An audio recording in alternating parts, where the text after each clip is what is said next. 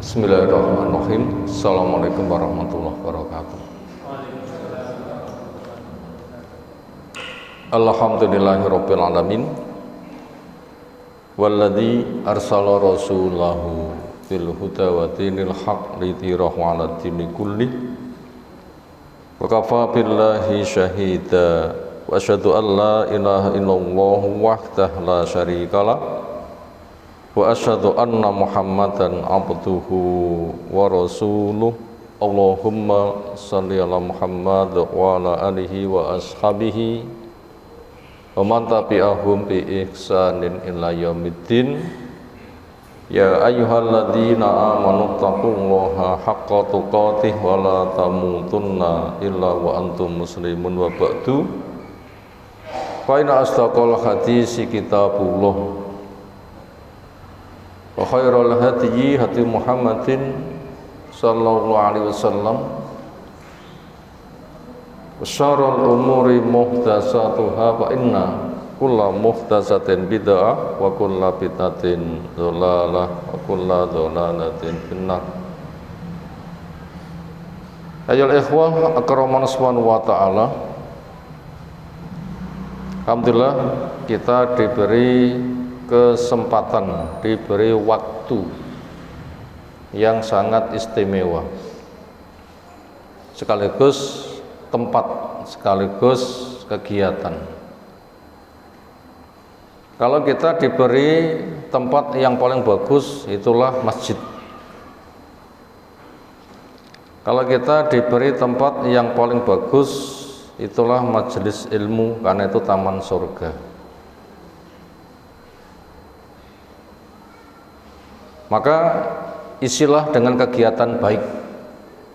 Kegiatan masjid, sholat, zikir. Kegiatan majelis ilmu, ilmu itu sendiri digali dengan benar. Selain itu kita juga diberi fadilah adanya waktu, yaitu bulan Rajab, salah satu dari 4 bulan haram. Ya Allah menyebutkan inna iddatas syuhur indallah isna asyara syahran fi kitabillah yauma khalaqas samawati wal arda minha arba'atun hurum. Sesungguhnya bulan-bulan yang ada di sisi Allah, yang Allah tetapkan semenjak Allah cipta langit dan bumi, itulah jumlahnya 12. 4 diantaranya bulan haram, bulan mulia, yang kemuliaannya lebih mulia daripada waktu-waktu yang lain. Kalau waktu-waktu yang lain sudah mulia, di bulan ini lebih mulia. 4 itu adalah Rajab, kemudian 3 berikutnya beriringan, Dzulqa'dah, Dzulhijjah, dan Muharram. Waktu yang mulia tidak diiringi dengan amal khusus. Waktu yang mulia tidak diiringi fadilah amal khusus. Kalau begitu amalnya apa? Tidak boleh semata karena waktunya mulia lalu amalnya ngarang sendiri, tidak boleh. Waktunya yang mulia berarti manusia harus bertanggung jawab, waktumu kamu habiskan untuk apa?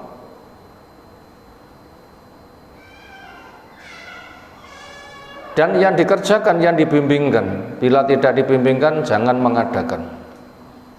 Nah, di bulan Rajab itu tidak ada amalan khusus, yang itu hanya dikerjakan adanya di bulan Rajab saja. Tapi di masyarakat ada. Tapi ketika dicari dalilnya tidak ada, maka dianggap tidak ada. Kenapa? Hukum asal ibadah apa? Haram. Karena Allah berpesan, wala taqfu ma laisa laka bihi ilmun. Kamu jangan berbuat di mana kamu tidak punya ilmu.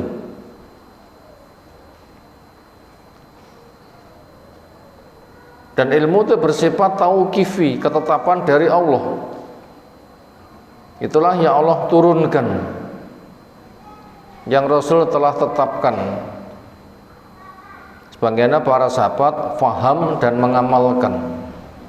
Itu ilmu. Bila tidak, jangan mengadakan.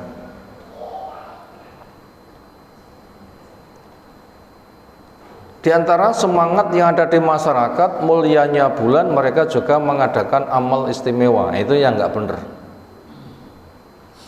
Yang hak adalah mulianya waktu, karena tidak ada amalan khusus, amal yang biasa ada, itu yang harus lebih spesial untuk lebih dikerjakan dengan sempurna. Salat 5 waktu di semua waktu ada, itu diistimewakan. Salat tatawu'nya, rawatib sebagai pengiring, itu ditingkatkan.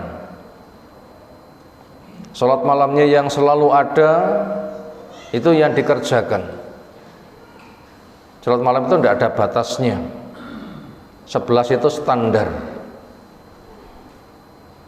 Karena sholatul laili masna, salat malam itu 2-2. Berapa? Enggak ditetapkan berapa kali. Siapa yang khawatir kesusul subuh, tutup dengan ganjil. Itu diperbanyak boleh. Yang itu semua merupakan solusi dari perbuatan yang dikarang-karang. Karena di masyarakat ada sholat khusus di bulan Rajab, puasa khusus di bulan Rajab, doa khusus di bulan Rajab. Itu belum kita jumpai. Apa doa khusus di bulan Rajab? Tadi kan kita dengar tadi sebelum qomat tadi apa? Allahumma barik lana fi Rajaba wa Sa'bana wa ballighna Ramadhana. Nah, itu belum dijumpai. Ya, sifatnya doa sesuai kebutuhan, silahkan. Ya Allah, berkailah kami dengan beramal yang itu istimewa di bulan Rajab sehingga amal lebih semangat. Sesuai kebutuhan silahkan. Bulan Sa'ban itu ada amalan khusus, diperbanyak puasa. Dengan diberkainya sehingga mudah untuk berpuasa, silahkan. Ketemu dengan Ramadan, memang siapapun mengidamkannya. Itu doa sesuai dengan kebutuhan, tapi bukan sebagai tuntunan istimewa. Berikutnya, materi yang kita kaji di kesempatan malam hari ini dari kertas yang sudah terpegang, judulnya adalah Tahrimul Uquq wa Qata'atir Rahim. Haramnya sifat uquq, ya uququl walidain, dan haramnya memutus rahim. Kata uquq ada lafaz lain akikoh. Yang kedua, kata itu memiliki dasar kata yang sama, yaitu memotong atau memutus. Uququl walidain berarti memutus kebaikan pada orang tua. Karena Allah perintahkan wabil walidain ihsana, kepada dua orang tua supaya berbuat baik. Uquq, nah berarti tidak melakukan kebaikan, karena kebaikannya diputus. Adapun kalau akikah itu memutus, yaitu memutus lehernya binatang berkaitan dengan kelahiran. Siapa yang diberi anugerah anak, bila anak itu laki, akikahlah, artinya potonglah leher binatang, bentuknya kambing. Bila laki dengan 2 kambing, bila perempuan dengan 1 kambing. Itu dari 2 kata itu memiliki sumber kata yang sama, yaitu memotong atau memutus. Nah, cuma yang dipotong, yang diputus itu sasarannya beda. Kalau akikah yang dipotong, yang diputus itu lehernya binatang, berarti punya makna penyembelihan. Adapun kalau uququl walidain yang dipotong, yang diputus, yaitu kebaikan. Dan itu hukumnya itu adalah haram. Demikian juga rahim wajib disambung, yang fungsinya silaturahim itu luas. untuk mengakrabkan keluarga supaya tahu nasab, untuk saling bantu membantu, untuk melancarkan dari tugas dakwah supaya orang berkeluarga itu bermata rantai, siapa yang nanti derajatnya yang paling tinggi, yang lainnya akan terbawa, asalkan mereka sejalan, cuma derajatnya berbeda-beda saja. Dan dihubungkan antara haramnya durhaka pada orang tua dan haramnya memutus rahim. Artinya durhaka pada orang tua itu diantara bentuk memutus rahim. Bentuk silaturahim nyambung kasih sayang dengan birrul walidain. Kalau tidak birrul walidain, berarti dengan tidak birrul walidain itu namanya sudah memutus. Kalau begitu, berpotensikah anak melanggar peraturan, yaitu mutus silaturahim? Berpotensikah? Besar. Apa? Gak birrul walidain. Maka dikala anak tidak birrul walidain, disitulah dia sedang memutus, berarti sedang melakukan pelanggaran. Pelanggaran pertama tidak birrul walidain, pelanggaran yang kedua mutus silaturahim. Dosanya bisa bertumpuk kalau begitu. Tidak berbuat baik pada orang tua termasuk dosa besar. Mutus silaturahim juga termasuk dosa besar. Yang dosa besarnya itu penyebutannya dibarengkan dengan penyebutan dosa besar syirik. Kalau gitu grup dosa kelas kakap. Sementara orang musyrik, orang kafir, selain mereka tidak punya adab untuk birrul walidain, kekafiran pun juga akan memutus. Kafir itu sendiri, apalagi syirik, itu sudah dosa yang lain. Kalau begitu bisa bertumpuk-tumpuk kalau begitu. Kemudian bentuk ukuk, anak tidak berbuat kepada orang tua, itu apa? Banyak. Termasuk dipanggil nggak datang, diperintah nggak tandang, termasuk ketika bicara mendengus, bahkan kadang malah membantah, sing luwih keras malah menghardik, juding wong tuani. Bahkan ada yang sadis, wong tuanya dibunuh. Lo mengatakan kesel saja sudah tidak boleh, menghardik lebih keras, apalagi malah apa? Membunuh. Nah itu ada.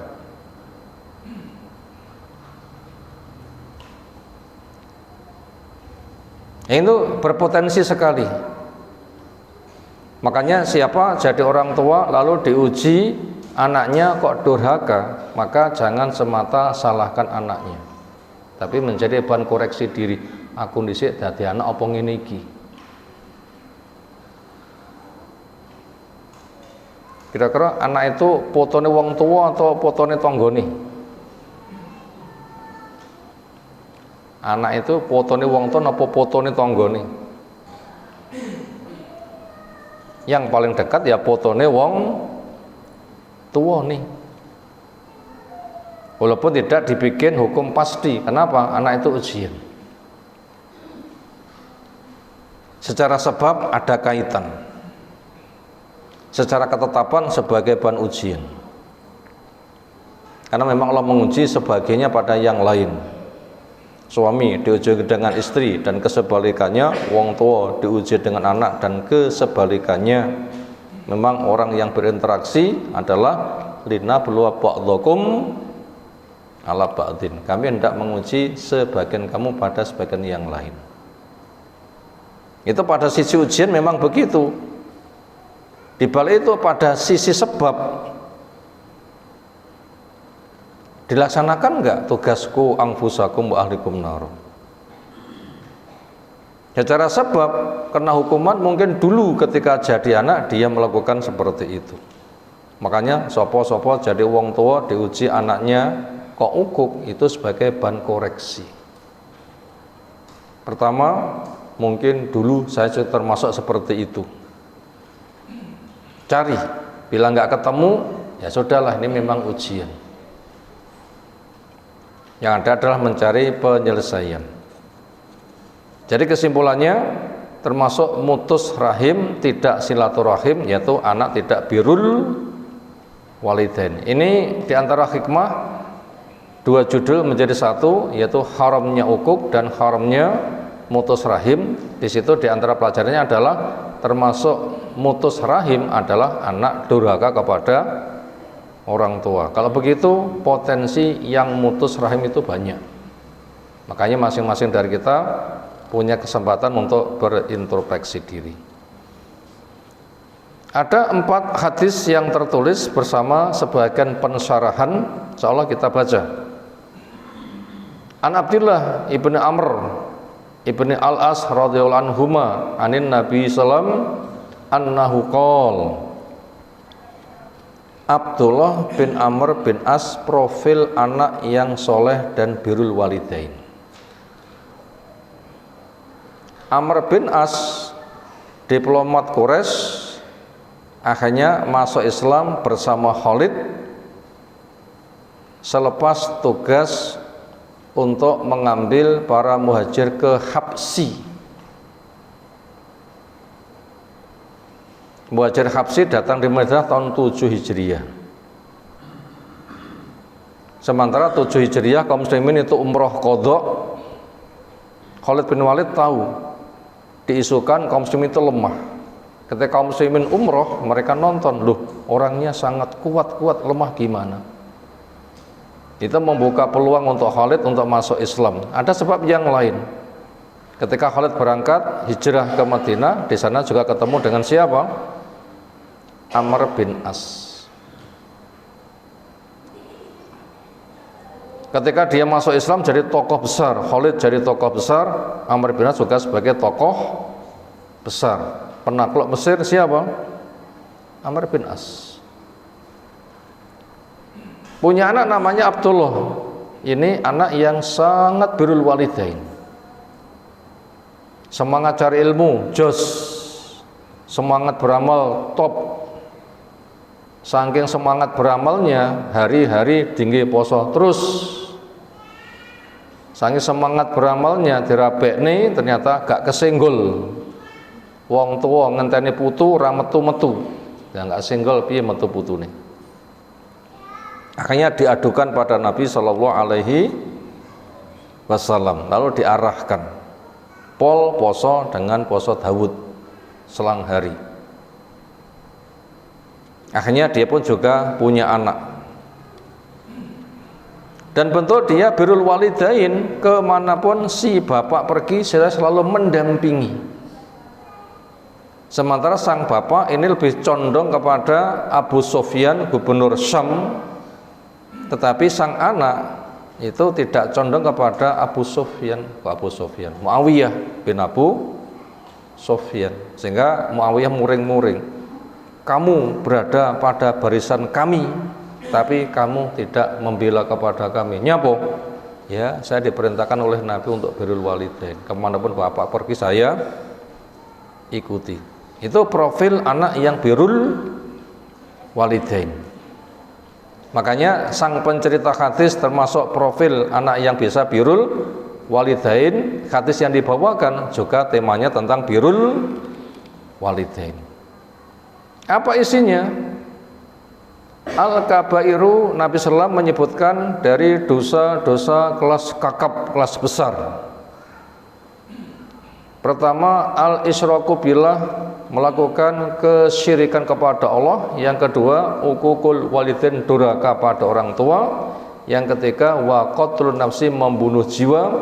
Yang keempat, al-yamin al-ghamus, yaitu sumpah palsu yang menenggelamkan dia masuk ke neraka. Rawahu Al-Bukhari. Sumiyat ghamusan, sumpah palsu dikatakan yamin al-ghamus lianha, karena sumpah palsu itu taghmisu akan menenggelamkan al-halifa kepada yang melakukan sumpah fil ismi pada dosa. Sebagaimana telah kita ketahui, dosa terbesar dia itu adalah syirik. Syirik besar macamnya ada berapa? 4. Bila dibaca di Al-Usul As-Salasah tentang tema ini, atau Al-Wajibat Al-Mutahatimat tentang tema itu, disebutkan ada 4 dosa, ada 4 syirik besar. 1, syirkud dzon. 2, syirkul mahabbah. 3, syirkut ta'at. Nomor 4, syirkut doa. Syirkud dzon, orang menuhankan akal sehingga agama Allah dikoreksi dengan akal. Ini yang banyak berkecimpung, ini adalah ahli filsafat. Mengikuti hawa nafsu, akal digunakan untuk merealisir segala sesuatu, dikoreksi dengan akal, cocok dibenarkan, nggak cocok namanya nggak masuk akal. Quran banyak ditolak, kenapa? Dituduh tidak masuk akal. Karena Quran banyak cerita tentang yang gaib, nggak bisa dijangkau, dianggap gaib itu tidak ada. Itu dasarnya itu adalah syirkud dzon. Makanya para filosofis, ahli filsafat itu berpotensi masuk pada syirkud dzon. Makanya generasi kaum muslimin tidak boleh sekolah filsafat agama. Ketika kuliah jangan kepada kuliah yang dasar pemikirannya, yaitu menggunakan sistem filsafat. Cukupkan dengan manhaj salafus saleh. Filsafat hanya untuk dunia saja, tapi filsafat tidak boleh untuk kerangka pemikiran agama, karena dalil dikoreksi dengan akal. Kudune akal dibimbing dengan dalil, ini diwalik kan. Syirik yang kedua yaitu syirkul mahabbah, mencintai dunia lebih daripada mencintai Allah. Sama saja tidak boleh. Banyak enggak orang yang terseret pada syirkul mahabbah? Ngepenake kerjone, enek khayal sholat, nggak mau datang. Itu termasuk itu. Pada perintahnya fas'au ila dzikrah wa daru al baik, bergegaslah pada panggilan dan tinggalkan jual beli. Ternyata dia tidak, berarti mencintai kepada dunianya. Itu masuk syirik itu. Padahal kerja itu bukan bentuk rezeki, dan rezeki itu nggak dibawa mati. Kenapa? Rezeki itu sebatas modal, dan Allah yang berbagi. Kerja sebatas amal soleh. Kenapa menjadi kunci rezeki? Kan salah kan jadinya. Itu banyak kalau begitu yang terkena syirkul mahabbah. Yang ketiga syirkut doa, yaitu ketika berdoa tidak langsung kepada Allah tapi lewat perantara. Perantara itu dianggap soleh, dekat kepada Allah, dikirimi hadiah, entah Fatihah, khataman Quran, sedekah untuk si rohnya fulan, supaya mereka menjadi syufa'a indallah, pengantar doa kami di sisi Allah. Saya titip, dia yang menyampaikan, supaya kalau dititipi tak beri hadiah dulu. Banyak kan di masyarakat yang ini? Banyak. Pernah seharian mendengarkan khataman Quran? Pernah enggak? Apa niatnya? Pahala dikirimnya wong mati, supaya mereka menjadi pengantar hajatnya masyarakat kepada Allah. Itu contoh yang real. Contoh yang real. Mau doa lahumul fatihah, sama kuwi tunggale ya. Mendekati Ramadan, tahlil akbarnya kuburan, juga qiraatul Qur'an kuburan, pahalanya untuk roh-roh yang mati supaya mereka itu menjadi syufa'auna indallah, penyampai hajat kami kepada Allah. Mereka mengatakan lumantar panjenengan ingkang sampun sumari. Nah, itu dijadikan perantara. Titip wong mati, padahal mereka enggak mendengar dan sudah tidak berdoa. Gimana dititipi? Kemudian yang keempat syirkut ta'at, yaitu taat kepada makhluk di dalam kemaksiatan. Ini juga banyak diajarkan di masyarakat. Napa promosi syirkut ta'at wonten masyarakat? Datang para alim ulama ingkang tansah kula taati. Wonten basa ngoten niku? Pecah gesang derek Mbah Yai. Wonten ngoten niku? Surga nunut neraka katut. Wonten ngoten niku? Promosi ikutilah kami dosamu tak tanggung, wis pasrah manut dijak nyapa wae gelem. Wonten ngoten niku? Terlalu banyak kesyirikan di masyarakat. Itu kelas kakap. Kalau begitu apa resiko kesyirikan? Satu, dosa nggak diampuni. Dua, pernah amal soleh berpotensi pahala, andaikan ada dosa dihancurkan. Yang ketiga, ketika semangat beramal soleh gak ditompo. Yang keempat, diputuskan vonis neraka, tidak keluar. Yang kelima, gak ada yang mau menolong. Yang keenam, surga haram untuk dia. Bahaya mboten? Terlalu banyak kesyirikan. Nah, setelah kita mengetahui resiko kesyirikan, berikutnya kita diajak melihat dosa besar adalah uququl walidain. Sementara potensi anak durhaka pada orang tua banyak. Ini termasuk ancamannya sangat berat sekali. Dan kadar dosa besarnya penyebutannya dibarengkan dengan penyebutan dosa syirik. Ini memberitahu kepada kita dosanya uququl walidain itu adalah dahsyat. Kenapa? Penyebutannya dibarengkan dengan penyebutan dosa syirik. Di grup ne kelas kakap kabair. Makanya supaya anak bencon nemen-nemen dosane, wong tua jangan terlalu nuntut, tetapi banyaklah muhasabah. Barangkali durhakanya anakku itu adalah saya yang dulu jadi anak juga durhaka. Karena ada ceritanya, seorang anak diseret, seorang orang tua diseret anaknya. Jarak sekian, tempat ini sampai tempat sini. Bapak mengatakan, "Le, sudah kamu nyeret saya. Dulu mbah kongmu saya seret juga dari sana sampai sini." Lo podot ya. Itu muhasabah. Jangan semata menuntut kenapa kamu durhaka, tapi muhasabahlah. Bisa jadi merupakan pengingat kepada saya, dulu saya sebagai anak juga durhaka. Dan ada dosa yang disegerakan. Selain di sana ada simpanan, nopo. Termasuk uququl walidain, termasuk itu dosanya bisa disegerakan. Nah, setelah itu memperbanyak istighfar. Ya Allah, ini dengan sebab dosa-dosa saya, ampunilah saya, anak saya. Setelah itu sayangilah mereka supaya mereka membalas sayang pada orang tua. Berikutnya termasuk kelompok dosa besar adalah qatlun nafs, membunuh, melayangkan nyawa. Itu termasuk dosa besar. Andaikan boleh membunuh, itu pelakunya sudah ditetapkan. Siapa diizinkan sebagai pelaku pembunuhan? Jawab, waliyul amri.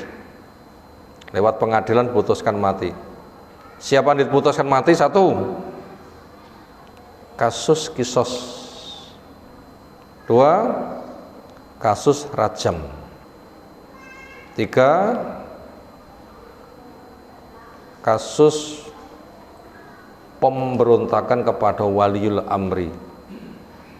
Yang keempat, kasus teroris, berbuat yang meresahkan masyarakat. Pengadilan bisa memutuskan bunuh.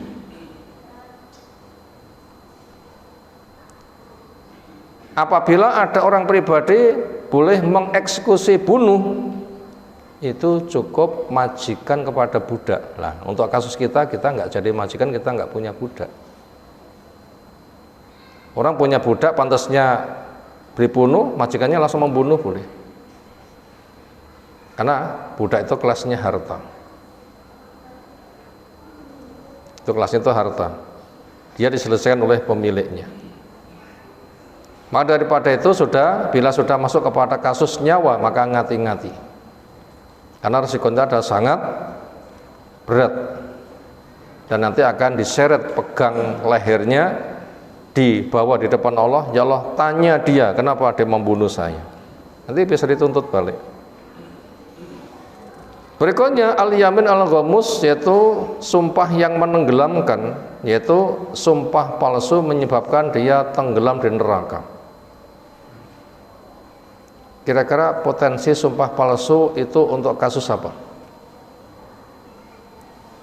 Seringnya kasus pengadilan. Diberikan janji besar.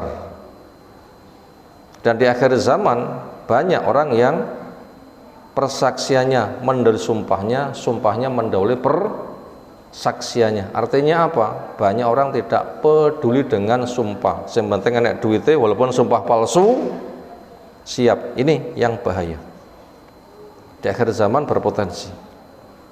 Karena orang sudah terfitnah dengan dunia, tidak peduli bagaimana dia mendapatkannya. Pesan Nabi SAW kurang lebih, la taqumus sa'ah hatta la yubal mar'u min aina akhadhal mal minal halam minal haram. Tidak terjadi kiamat sehingga di sana ada fenomena peristiwa merata di masyarakat. Apa? Tidak peduli dari mana dia mendapatkan harta, apakah halal atau haram, termasuk sumpah palsu, tandangi baik. Berikutnya masuk hadis kedua, wa anhu, dan dari Abdullah bin Amr bin As juga, anna Rasulullah SAW qol minal kabairi, termasuk dosa besar, satmur rajul, mencelanya seseorang, walidai, kepada dua orang tuanya. Kalau mereka tanya, ya Rasulullah SAW, wahal yastumu ar-rajulu walidaih, apakah berpotensi anak mencela pada orang tuanya? Kayaknya kok berat. Kalau jawabnya na'am, iya. Gimana itu? Yasubbu abar-rajul, seseorang mencaci bapaknya orang lain. A, B tukaran. Ketika tukaran, A ngelek-ngelek bapak B, B ngelek-ngelek bapak A, lok-lokan rakwat ngempet, kemudian ngomong, "Wes, dasar kamu anak nopo." Mungkin nama hewan akan disebut. Ratrimo bapaknya dicaci, males. Maka walaupun bapak ibu tidak ngerti, nggak langsung mendapatkan caci makian dari anak, tapi anak dianggap mencaci pada orang tuanya. Kenapa? Bocah loro tukaran melibatkan orang tua masing-masing. A ngelok nih B, bapak delok nih B, ngelok nih A, bapak delok nih, sama saja dosanya, dia mencaci pada orang tuanya sendiri. Maka daripada itu, siapa yang punya masalah, ojo golek gerakotan. Napa gerakotan itu? Melibatkan pihak lain. Cukupkan A, B, urusannya itu saja, nggak usah dilibatkan lain. Sehingga nanti kesalahannya itu terbatas pada dirinya saja.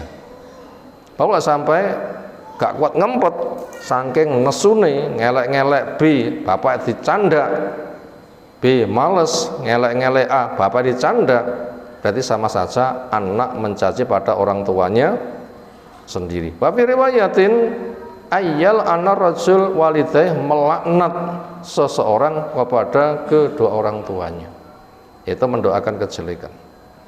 Itu juga termasuk diantara bentuk dosa besar.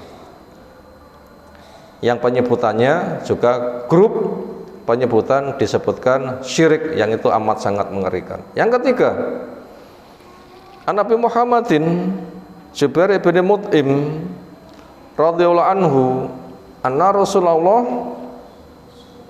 sallallahu alaihi wasallam la yadkhulul jannata qati'un, tidak masuk surga si pemutus, yakni yang ia maksud qati'a rahimin, pemutus rahim, tidak mau bersilaturahim, akhirnya hubungan rahimnya putus. Termasuk memutus rahim, anak melaknat orang tuanya, anak mencaci orang tuanya, maka dia tidak masuk surga. Kalau gitu ancaman keras kepada orang yang durhaka kepada orang tua, ngeri. Kemudian apa makna tidak masuk surga di sini? Apa di neraka selamanya atau ada tafsir? Jawab, tidak masuk surga selamanya atau ada tafsirnya? Jawab, ada tafsirnya. Karena yang tidak masuk surga itu adalah syirik. Ini bukan masuk pada pembahasan syirik, tapi pembahasan orang bisa salah. Bisakah anak durhaka pada orang tuanya? Terlalu bisa. Dan itu bukan masuk kepada kesyirikan. Orang punya keterbatasan, jengkel, mendengus, perintah kurang taat, kan termasuk kan. Tukaran wong tua ini masing-masing dicanda, masuk kan. Itu kan sering terjadi. Maka arti tidak masuk surga di sini adalah dia tidak boleh masuk surga bersama rombongan yang rombongan itu grup orang yang bersih dari uququl walidain. Jadi grup anak-anak yang tidak durhaka pada orang tua nanti ada grup sendiri. Grup sapa kae? Grup anak yang bisa birrul walidain. Kalau ada anak durhaka pada orang tua, dosanya tidak menyebabkan kekal, cuma dihukum saja, akhirnya juga masuk surga. Masuk surganya gak oleh bareng dengan grup yang bersih tadi. Berarti secara potensi tetap masuk, tapi tidak boleh bersama grup yang bersih-bersih. Kenapa? Grup sing resik gak oleh dibarengi karo grup sing reget, ngoten nggih. Napa? Ngambon-ngamboni, ngreseki. Panggih ngoten nggih. Nanti pomo kelas penjenisan nanas, kelas A AKB, grup B BKB, nanti grup D nggak bisa dimaksud grup A. Ya tetap saja itu berfungsi, cuma dia tidak dikelaskan. Berarti tidak masuk surga bersama kelas yang bersih. Kapan dia masuk surga? Ya nanti saja ketika urusannya beres. Bersama siapa? Bersama orang yang selevel. Itu tadi tentang makna tidak masuk surga. Bahasa seperti ini banyak jumlahnya. Yang keempat, An-Nabi Isa Al-Mughirah ibni Syu'bah radhiyallahu anhu anin nabiyyi sallallahu annahu qala innallaha ta'ala, sesungguhnya Allah Ta'ala harrama, menharamkan, alaikum, kepada kalian, uququl ummahat, durhaka kepada ibu. Kenapa? Kok nggak menggunakan bahasa walidain, kedua orang tuanya, kok menggunakan bahasa ibu? Bukannya itu hanya ibu saja, bukan. Disebutkan ibu, permasalahannya interaksi anak kepada ibu lebih sering daripada interaksi anak kepada orang tuanya. Interaksi anak kepada ibu berapa jam? Pinten jam? Nah, jero weteng ya 24 jam diping nih. Selama masa penyusuan ya panggah dikeloni mboki. Sampai ketika dewasa pun juga tetap dekat dengan ibunya. Sementara Pak ngluyur, luyur pun di golek duit. Budal peteng, mulai peteng, anak podo turu kabeh, kan enggak interaksi dengan anak kan. Anak juga enggak interaksi dengan orang tua. Makanya anak itu interaksi dengan siapa? Ibu. Artinya itu hubungan yang paling dominan, sehingga ketika ada pendurhakaan yang paling banyak merasakan adalah ibunya. Kenapa? Serawungnya terlalu banyak. Tapi ini bukan penutup kemungkinan dikatakan durhaka hanya kepada ibunya saja, enggak, tetap kepada semuanya. Itu barang yang diharamkan. Kemudian yang diharamkan yang adalah man'an wahad.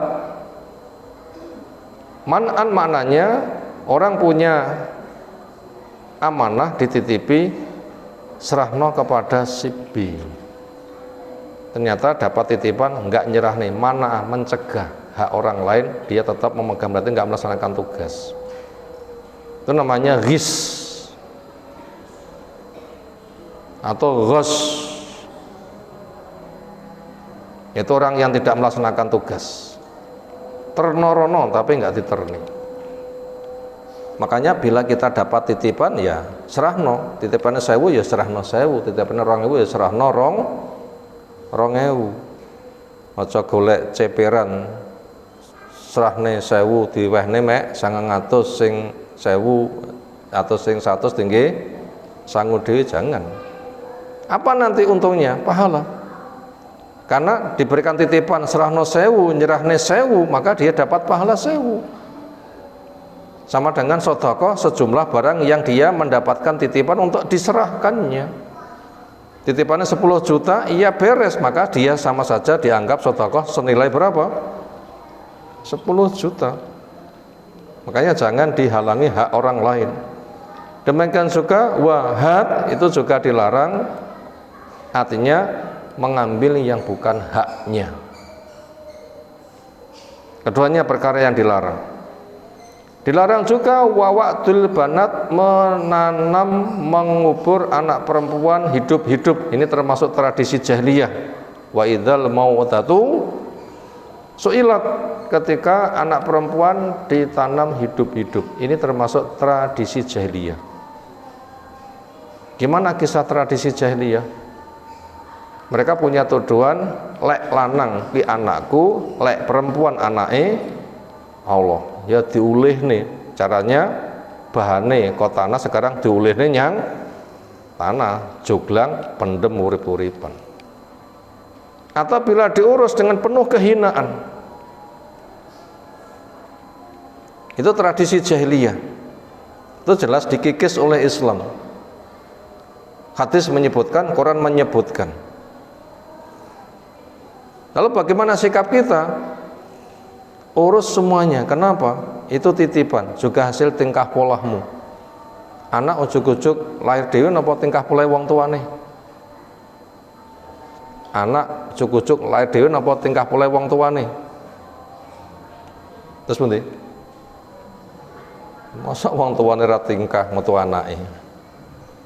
Ini kan tingkah polahmu dhewe. Kenapa? Hasil tingkah polahmu kok kamu tolak? Nek nolak ya rasa tingkah ya meneng main.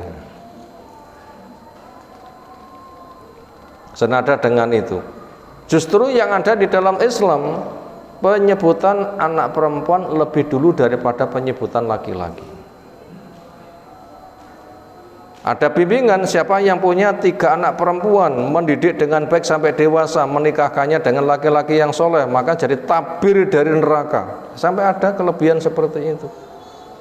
Itu sebagai solusi dari pengikisan tradisi jahiliyah yang menanam anak perempuan hidup, maka itu dibuang, maka ternyata malah dimotivasi besarnya fadilah.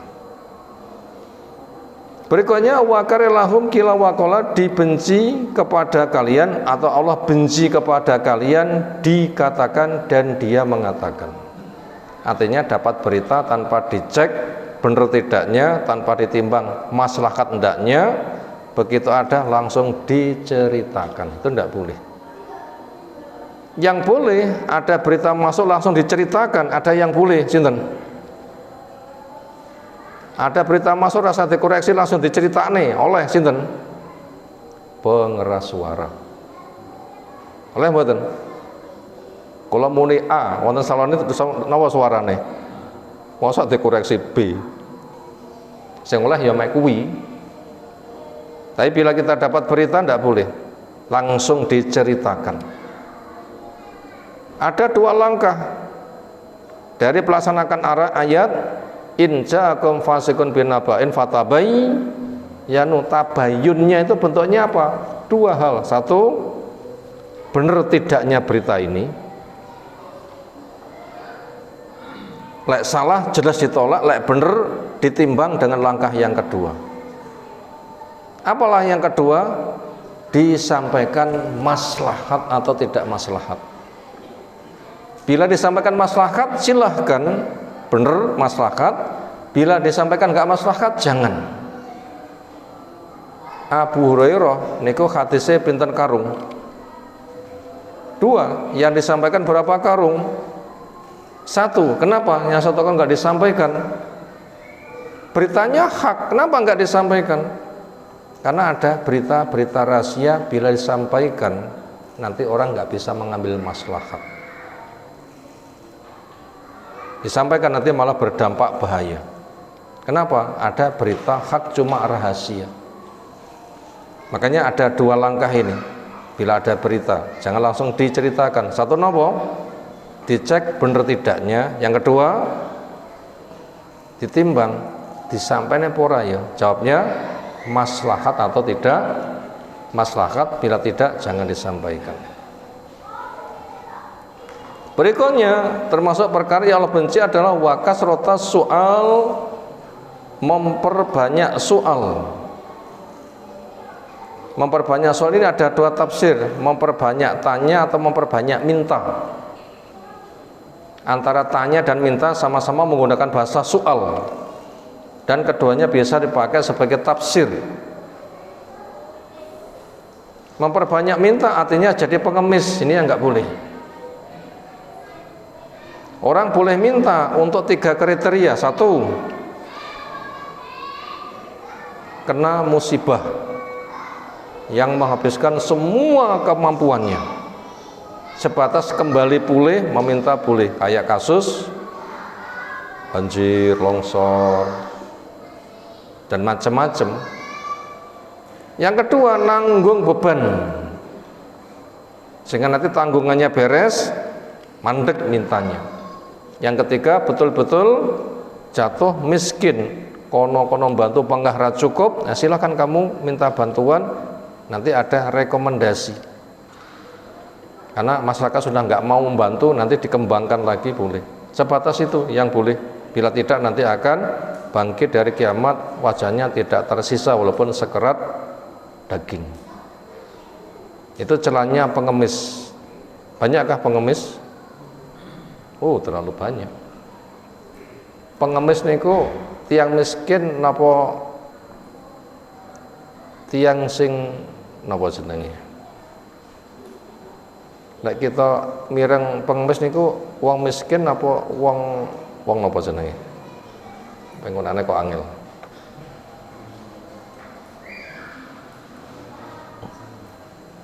Wong miskin apa wong kiri? Wong kiri, bukan orang miskin. Banyak pengemis itu malah duwite ra karu-karuan. Memang itu penggayane ngemis. Nanti selesai dari ngemis masuk ke bank, rekeningnya banyak, duitnya akeh. Pernah gepeng digeledah, napa gepeng? Gelandangan pengemis. Oh, itu penghasilannya itu ratusan juta.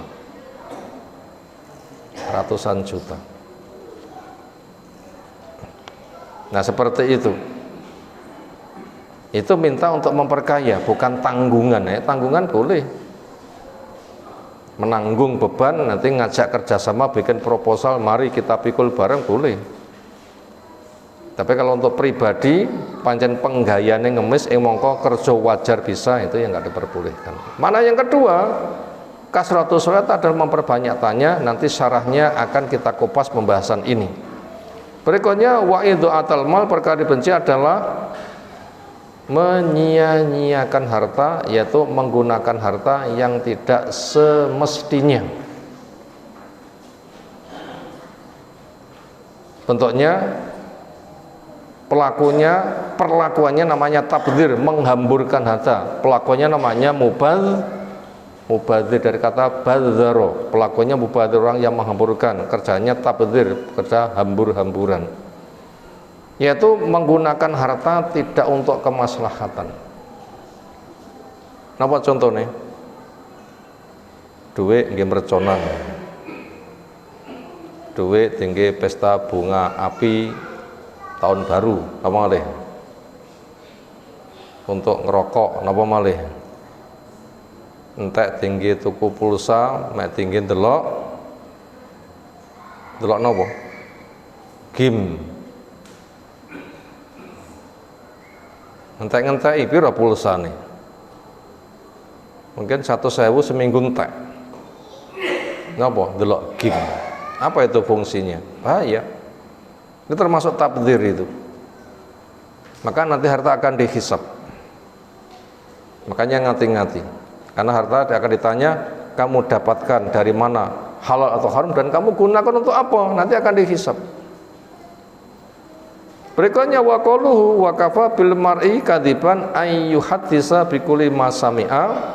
Ini sebagai keterangan lebih luas tentang kila waqala tadi, dapat berita tanpa dicek langsung diceritakan. Di sini ada keterangan gamblang, cukuplah seseorang dikatakan sebagai pendusta bahwa dia langsung menceritakan setiap apa yang ia dengar. Krungu sampai nih, krungu disampai nih, tanpa dicek bener ndaknya, maslahat tidaknya, wong sing ngono ki termasuk dikatakan pendusta. Sekarang kita masuk pada pensyarahan tentang makna khusus orang memperbanyak tanya. Wa huwa kasratu soal anil ilmi. Tema yang diangkat memperbanyak tanya berkaitan masalah ilmu. Fahadha innama yukrahu, memperbanyak tanya tentang ilmu itu hukumnya dibenci. Idza kanal insan la yuridu, ketika manusia tidak menginginkan illa, tanyanya untuk i'natal mas'ul, merepotkan kepada yang ditanya, wal isqaqu alaih, dan memberatkan kepada yang ditanya, wa idkhalas sa'amati, dan memasukkan kejemuan kepada yang ditanya, wal malal alaihi, dan menimbulkan kebosanan kepada yang ditanya. Makanya tanya yang kayak begitu itu yang dibenci. Kenapa contohnya? Kasusnya Bani Israel. Ketika mereka ada pembunuhan, gak bisa menyelesaikan, datang pada Nabi Musa. Siapa pembunuhnya? Apa jawaban Nabi Musa? Itbahu bakoroh, cari sapi betina belen. Andaikan taat langsung, memang cari solusi, carilah sapi betina belen. Niki muhkamat napa mutasabihat? Muhkaman itu lafadznya, itu maknanya, atau butuh tafsir? Pun gamblang napa butuh tafsir? Belehan sapi betina. Pun gamblang napa butuh tafsir? Gamblang itu muhkamat. Sapi betina gimana terserah, sepenting sapi wedok belehen, selesai. Raketang sapi kunting rene regane, rene sing gelem, tok jipo, tok boleh, selesai. Sepenting sapi betina, itbahu bakorotan, itu kan nakirah kan. Itu muhkamat itu lafaz, itu maknanya. Tapi mereka memperbanyak tanya, syirik gah. Napa pertanyaannya? Yang gimana, rupane, kriterianya, dan sebagainya. Ujung-ujungnya memang pengen lari, sehingga sapi itu memang dimasakkan nggak ada ujung-ujungnya. Boten-boten sapi ini. Itu kan niatannya kan gah kan niatannya. Andai kan mereka nggak mengatakan insya Allah nggak bakal ketemu. Itu contoh tanya yang dibenci. Bukan tanya untuk paham, tapi tanya untuk memberatkan. Amma idza kana yuridul ilma, bila tanyanya memang untuk mencari ilmu, pengen paham akan bisa beramal, dan ilmu itu penting, fa innahu la yunha an dzalik, maka tidak dilarang memperbanyak tanya. Wala yukrahu dzalika, itu juga tidak dibenci. Waqad kana Abdullah bin Abbas radhiyallahu anhuma katsirus soal, Ibnu Abbas termasuk wong sing banyak tanya. Cinta Ibnu Abbas sepupu Nabi SAW. Bapak namanya Abbas dan bapaknya Nabi namanya Abdullah, itu kan dulur kandung kan. Masing-masing punya namanya sepupu. Basa Jawane misanan. Mahram senes? Bukan. Dia masuk Islam bersama bapaknya, yaitu lahir 3 tahun sebelum hijrah.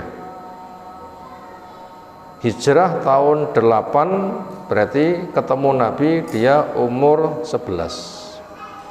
Lalu mendampingi Nabi sekitar 3 tahun. Berarti Nabi meninggal di umur 14 tahun. Tapi ilmunya luar biasa. Abdullah bin Mas'ud cerita, andaikan dia seumuran dengan kita, nggak ada yang bisa melawan keilmuannya. Kita dewasa, dia kecil saja sudah setara, apalagi umur dia setara dengan kita, lebih tinggi lagi. Jika dikatakan habru hadil ummah, ahli ilmunya umat ini, yang luar biasa cerdasnya, sampai Umar membawa dia ke majelisnya, sing sepo-sepo protes, kita punya anak seumuran dia, kenapa kok nggak diundang? Semantannya kan majelisnya orang sepuhnya, apa bocah cilik kok dielok nih? Kata Umar, dia sebagaimana yang kamu lihat. Apa? Fatal kuhul, cilik bocah tapi tuwek ilmu nih. Cilik bocah tapi tuwek ilmu nih. Artinya apa? Umurnya kecil tapi ilmunya bisa mengalahkan yang senior-senior. Makanya fakot kilal ditanyakan, bima sebab apa adrokta kamu bisa mendapatkan al ilma, kok pintermu kaya ngono, piye carane? Qol, ia jawab, adroktu al ilma bi lisanin saul, saya mendapatkan ilmu ini dengan lisan yang banyak tanya. Mendampingi Umar untuk tanya. Siapa yang ada ahli ilmu, dia itu mendatangi, ditidur tunggu nganti sak metune. Begitu keluar langsung kaget, loh kenapa kamu sini? Kami mau tanya, loh kenapa kamu enggak memanggil kami saja? Ilmu itu dicari. Semangat tanya. Termasuk dia tidur bersama bibinya Maimunah untuk mengetahui bagaimana amalan Nabi di malam hari. Semangat sampai seperti itu. Punya lisan Saul. Saul niku napa? Bahasa Arabnya napa istilahnya? Sigat mubalaghah. Napa maknane sigat mubalaghah? Kata penyangat. Sigat mubalaghah gedhi napa? Wedi ngoten lah nggih. Sigat mubalaghah banter. Banter. Itu namanya Saul, banyak tanya. Wa qalbin akul, dan hati yang berakal, artinya memang otaknya cerdas dan kuat hafalannya. Seolah krungu pisan tidak lupa, seolah. Wa badanin ghairi malul, dan badan yang tidak pernah jemu. Luar biasa. Itulah modal. Maka siapa yang punya anak punya modal ini, kembangkan. Aja mulai tesawanane kon cak kowenye. Jangan dindek. Tanyanya apa? Layani. Yang kadang orang tua rapatek sabar. Nanti anak bisa jatuh mental sehingga nggak berani tanya. Engko tanya seseneni, malah minder nanti jadinya. Memang anak itu memang semangat untuk tanya. Layani saja, semoga orang tua sabar. Kadang jengkelnya loh nggih. Kok nek kowenye. Kadang mulai tak tahu wapuk. Kan malah ngendon-ngendoni anak kan bahaya kan itu ya. Ngendon-ngendoni anak bisa menjatuhkan mentalnya, bisa minder nanti lah ya. Bisa minder. layani dengan benar atau diarahkan menggunakan bahasa yang baik. Lakin idza kana qasdus sa'il al-isqaqa, tetapi apabila maksud penanya untuk memberatkan al-masul kepada yang tanya, wal inata alaih, dan membuat repot, wal haqa sa'amah, dan memunculkan kebosanan, au tul kita zilata, untuk berusaha untuk menggelincirkan, la'allahu yazilu, barangkali dia bisa digelincirkan, fayakunu fi dzalika qadakun fi, maka tanya yang kayak begitu merupakan celah. Fa inna hadza huwal makruh, tanya seperti itu yang dibenci oleh Allah Subhanahu wa taala. Kesimpulan apa yang kita sampaikan di malam hari ini: satu, pentingnya birrul walidain dan silaturahim. Itu nomor satu. Apa nomor satu? Pentingnya birrul walidain dan silaturahim. Dua, pendorong kepada kita untuk semangat birrul walidain dan silaturahim. Yang kedua, pendorong buat kita untuk semangat nopo? Birrul walidain dan silaturahim. Yang ketiga,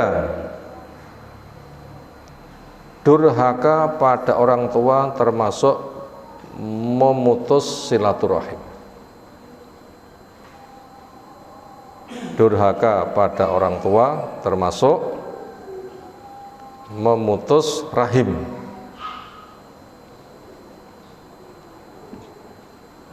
Itu pelajaran yang ketiga.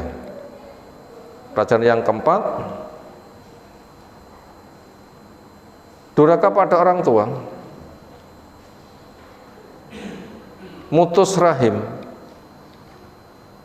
termasuk dosa besar penyebutannya dibarengkan dengan dosa syirik.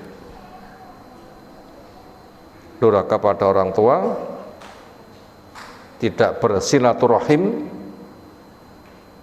itu dosa besar yang penyebutannya dibersamakan dengan dosa syirik. Ini memberitahu kepada kita memang itu perkara yang betul-betul membahayakan. Demikian yang kita sampaikan. Semoga apa yang tersampaikan Allah berikan ilmu bermanfaat untuk kita semuanya.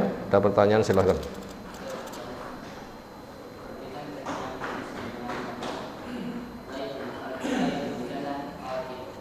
Terus?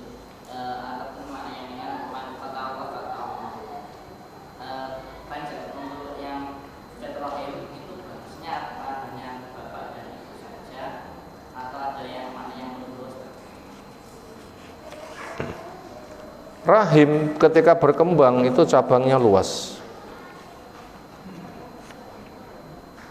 Siapa yang punya hubungan rahim? Anak pada ibunya, anak pada bapaknya,